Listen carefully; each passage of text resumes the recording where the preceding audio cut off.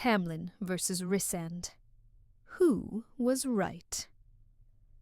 Welcome back to Whispering Pages, where every tale is a hush in the dark, a breath between the lines, waiting for you to lean in and listen.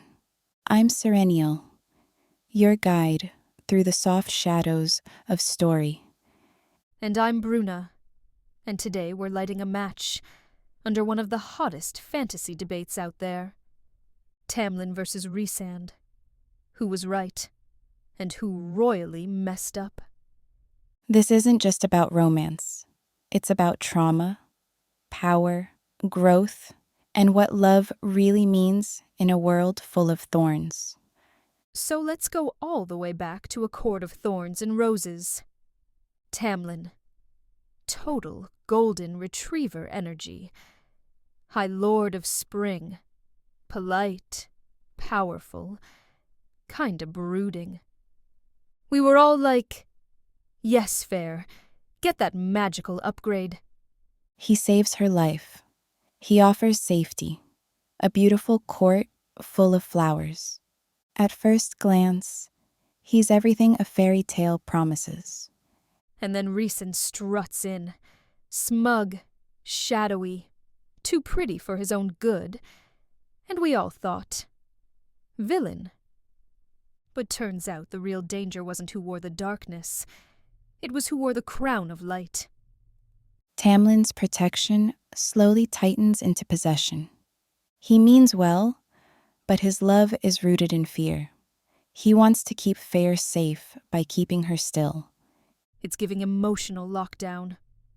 Girl is drowning in PTSD, and he's like, let's plan a wedding. He doesn't hold her when she wakes up screaming. He tells her to go back to bed. He builds walls around her, but the one she's really trapped behind is his idea of love. Rhysand in Book 1.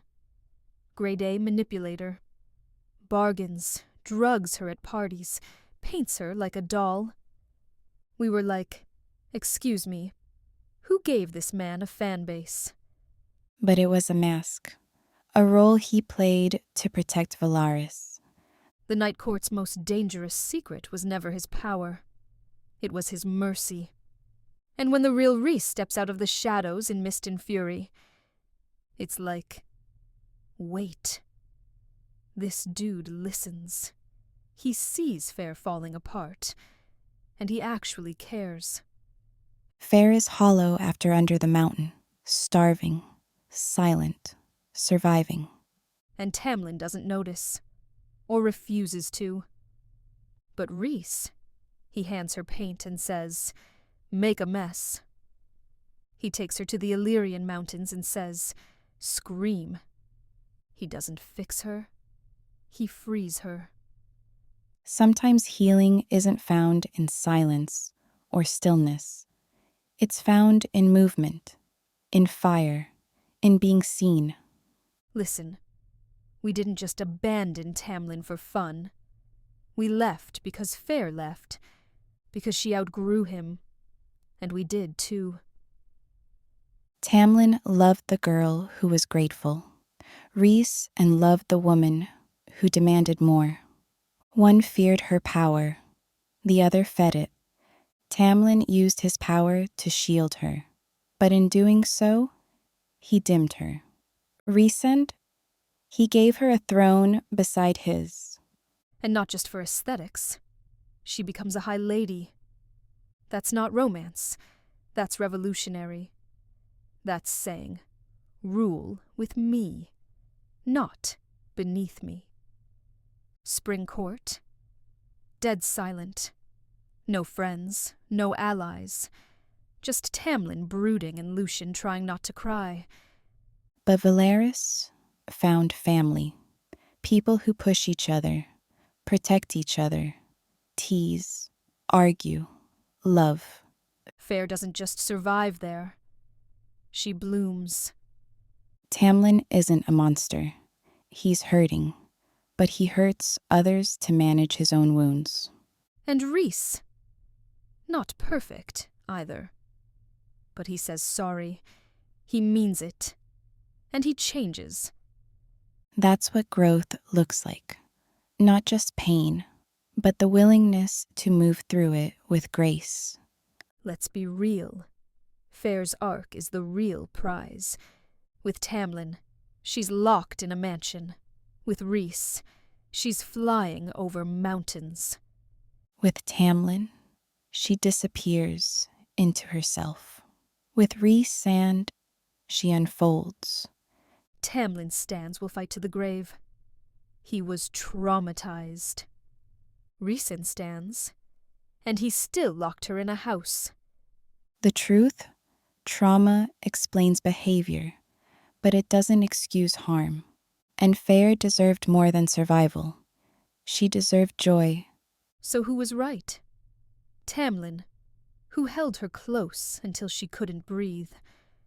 Or Rhysand, who stepped back and said, "Fly as far as you want.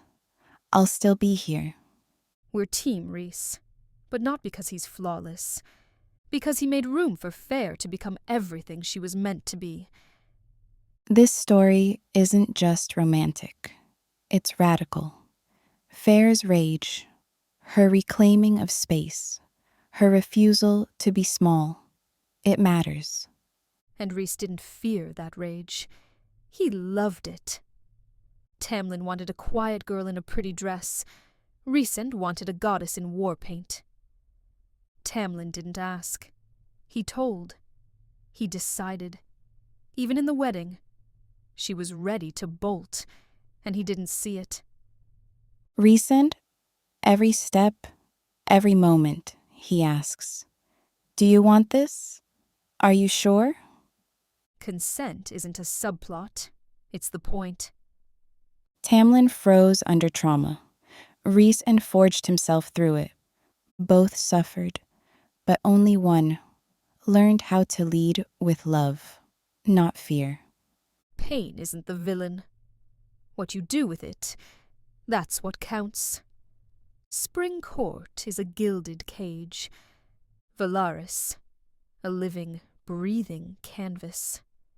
Spring was beauty without depth. Valaris was beauty earned.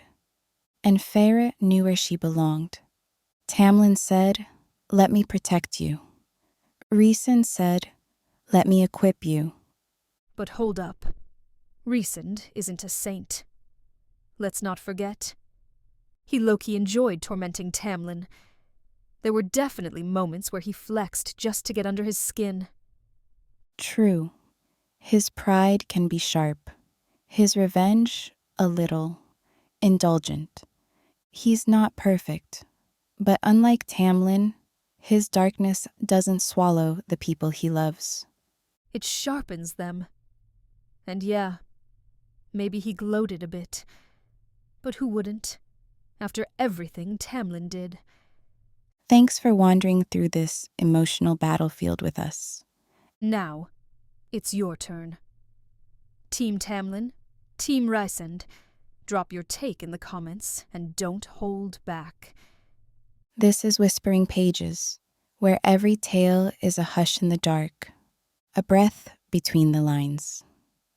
And babe, we'll see you next time in the shadows.